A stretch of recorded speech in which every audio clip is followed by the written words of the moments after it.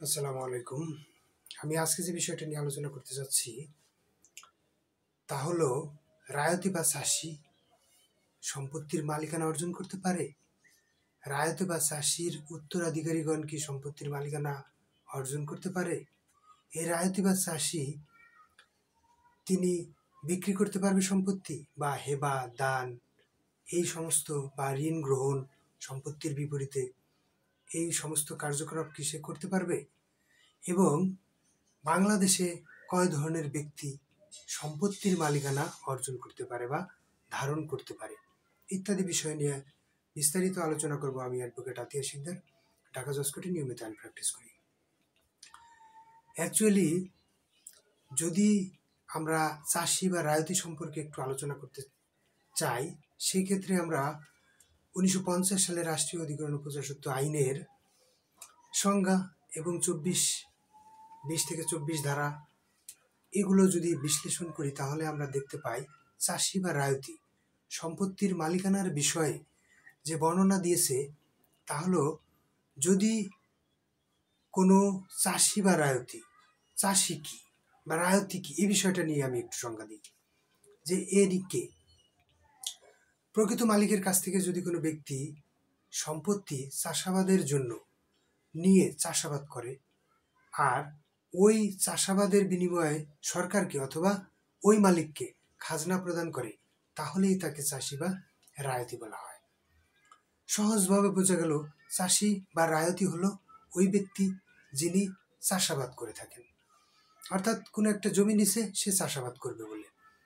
এই চাষাবাদের বিষয় যখন আসে তখন প্রকৃত মালিক এবং চাষাবাদ দুইটা ভাগে বিভক্ত হয়ে যায়।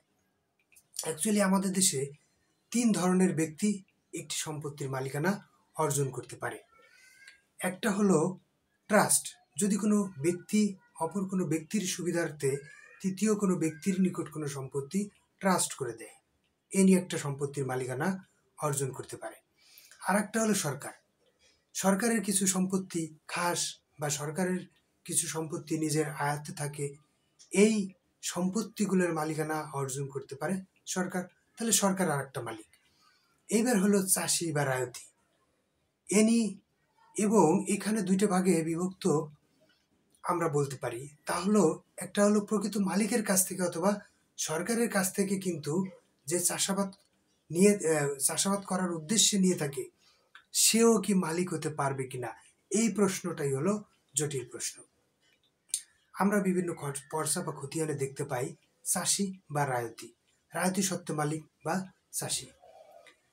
এটা যদি আমরা বিশ্লেষণ করি তাহলে 1950 সালের রাষ্ট্রীয় অধিগ্রহণ ও প্রজাস্বত্ব আইনের সংজ্ঞা এবং ধারা বিশ্লেষণ করলে আমরা দেখতে পাই যে সেখানে বলা আছে, যদি কোনো চাষি বা রায়তি নিয়ম অনুযায়ী বা নিয়ম মেনে বা আইন অনুযায়ী আইন মেনে চাষাবাদ করে প্লাস খাজনা পরিশোধ করে, তাহলে ওই ব্যক্তি বা ওই চাষি ওই সম্পত্তির মালিকানা অর্জন করতে পারবেন।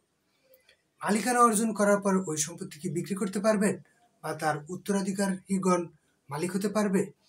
এই প্রশ্নটার আলোকে যদি আমরা যাই, সে যদি নিয়ম মেনে এবং আইন অনুযায়ী খাজনা পরিশোধ করে তাহলে তার নামে অবশ্যই একটা খাজনার রসিদ থাকবে ভূমি অফিস থেকে। এটা যদি সে প্রমাণ করতে পারে এবং নিয়ম অনুযায়ী যদি চাষাবাদ করে থাকে তাহলে সে প্রকৃত মালিক বলে গণ্য হবে। তাহলে প্রকৃত মালিক, প্রকৃত যে চাষি এবং যে প্রকৃত মালিকের কাছ থেকে বর্গা বা চাষের উদ্দেশ্যে জমি নিয়েছিল, এই দুইজনের মধ্যে বিভক্ত হলো প্রকৃত মালিক কিন্তু আগে প্রকৃত একজন মালিক, সে হেবা দান বিক্রয় সবকিছু করতে পারতো, তো চাষি কিন্তু এটা করতে পারতো না বা পারবেও না। তবে ওই আইন অনুযায়ী কোনো চাষি যদি নিয়ম অনুযায়ী খাজনা পরিশোধ করে থাকে তাহলে প্রকৃত মালিক। পরবর্তীতে প্রকৃত মালিক হওয়ার পরে সে হেবা বিক্রয় দান মর্টগেজ সব কিছু সে করতে পারবে, অর্থাৎ প্রকৃত মালিক হয়ে যাবে।